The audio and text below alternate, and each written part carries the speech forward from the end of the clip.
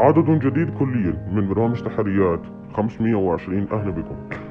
سنتناول قضية اليوم تتعلق بجريمة قتل شنعاء راح ضحيتها أب جزائري في العقد الثاني، متزوج لشابة لبنانية وزوجته الجزائرية أو المغربية كهذا. جريمة اعتزت بها ولاية تكساس الأمريكية ببشاعته الكرامة. تابعوا معنا، وإذا نسيت الاشتراك في القناة وتفعيل زر الجرس لكي يصلكم كل جديد في عالم البرامج على قنوات بين سبورت بلطي زولي. حلقة مفيدة ومؤخرة جدا. شاب تونسي يقوم بقتل الوالدة الجزائري من أجل السلب على ابنة خدامته، وهذا لم يساعد على فكر التحقيق في القضية. هذه المرة جريمة شنعاء احتزت ولاية تكساس الأمريكية. بعد التحقيق في النيابة العامة الأمريكية، حقق التحقيق مع المتهم بتهمة قتل الوالدة الجزائري راشد أكرم في المسلسل الأمريكي الشهير له الميراث. تم تصويره في ولاية تكساس وليست دبي. هل هو التصوير في تكساس أم لا؟ فتاة تونسية وفتاة مغربية تستعرضان العلاقات بينهما في أحد البيوت في ولاية تكساس بجانب بيت الضحية، لكنه لم يستفرغ التحقيقات التي اعتزت بها الولايات المتحدة الأمريكية، وهذا لم يتأكدوا على افتكاك الشرطة بحك لغز القضية. بعد التحقيق مع النيابة، أفرض التحقيق مع السلطات الأمريكية بنقل شاب أو بنقل الجثة للضحية. الإسعاف الأمريكي ينقل للمستشفى للضحية بعد أن ينتقل إلى ضحيته.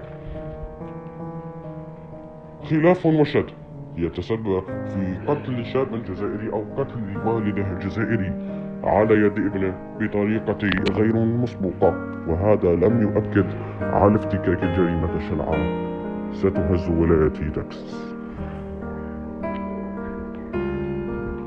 بعد التحقيق مع النيابة العامة الأمريكية، شابا يتعلق الأمر بابتزازه واستعمال العنصرية ضده في فكرة ضالة أو فكر غريب. اعتذر منكم. وهذا لم يؤكد على افتكاك التحقيق مع هذه الفتاة.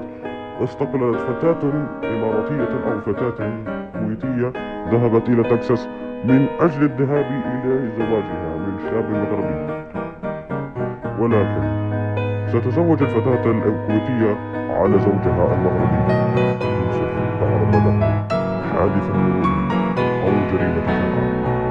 شاب عراقي اتصل بالضحية يقول له: ابني قتلوني باش يزور مستشفى، وذلك بعد زيارة الفتاة التونسية المتزوجة إلى الكوفية من أجل التحقيق مع زوجها.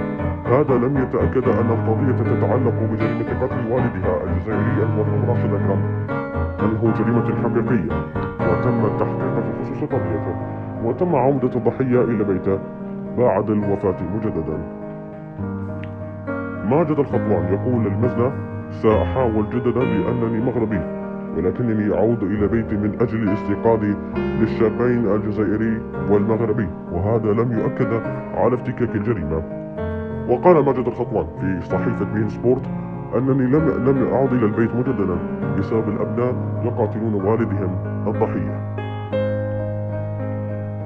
ولكن المتهم يسقط لابن أو المتهم في قضية قتل والد الجزائري يقول لزوج شاب أو لتقول لزوج شهادة تونسية: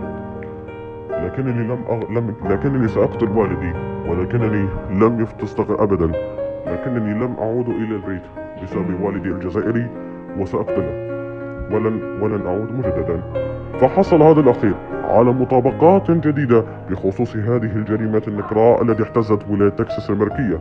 حادث المجتمع الجزائري بخصوص الجريمة النكراء التي احتزت ولاية تكساس الأمريكية وليست دبي وأبو ظبي.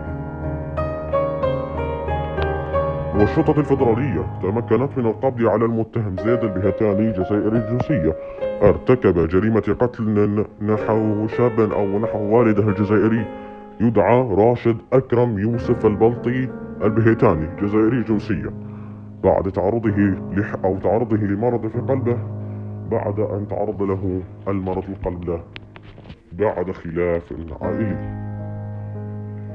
شاب تونسي يستأجر فتاة كويتية من أجل أو شاب كويتي قاصر أو معلش شاب تونسي قاصر يستأجر فتاة كويتية من أجل قتل المتهم الثاني على قائمة القتل فارس. تم توقيفه من طرف الشرطة الأمريكية وتم التحقيق وتم توقيفه في السجن لتهمة أساليب جريمة شنعاء ارتكب بسلاح نوع مسدس. وهكذا وصل الضحية إلى بيته رفقة زوجته اللبنانية صوفي إلى أن جنسيته جزائري وهو تعرض له لمرض قلب. ففاجأة الأخير أنه فاجأ الضحية لم أعود مجددا. خلافات بين الضحية والجاني يتسبب في وفاته وهذا لم يتمكن أن الشرطة قبضت عليه. ولكن من غادر هذه الجريمة؟ وصلنا بكم لنهاية الحلقة.